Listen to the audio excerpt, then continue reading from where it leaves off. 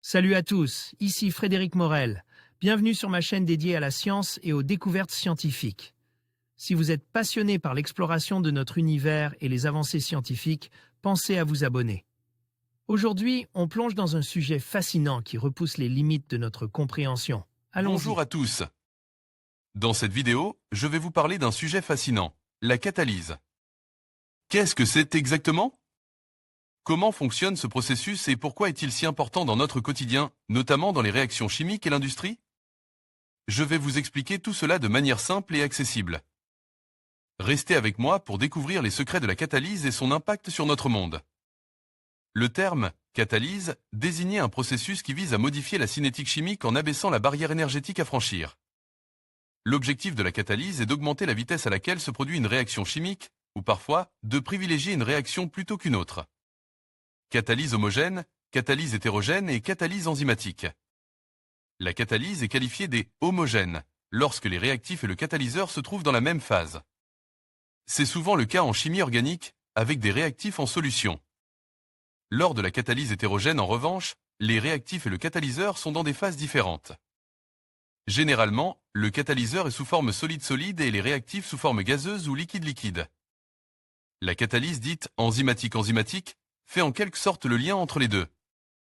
Elle peut être considérée comme homogène au niveau macroscopique mais, à l'échelle moléculaire, les réactions de catalyse se font à la surface des enzymes, comme dans le cas de la catalyse hétérogène.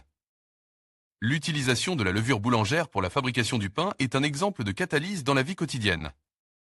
Schmid, Wikipédia, CC BY 3.0 catalyse industrielle. De nombreux procédés industriels deviennent plus rentables grâce à des procédés catalytiques. La catalyse permet en effet d'obtenir de meilleurs rendements, de réduire le nombre d'étapes d'un processus et ainsi de gagner du temps et de telle énergie. Dans le domaine de la synthèse chimique, celle de l'ammoniac-ammoniac, NH3, réalisée à partir des hydrogène-hydrogène, H2, et des azote-azote, N2, en est un bon exemple. Cette réaction profite d'une catalyse par le fer-fer. La catalyse sert également au raffinage du pétrole-pétrole ou à la réduction des oxydes d'azote-oxyde d'azote dans les pots catalytiques. Réaction catalytique, la catalyse en biochimie. La majorité des réactions biologiques sont des réactions catalytiques.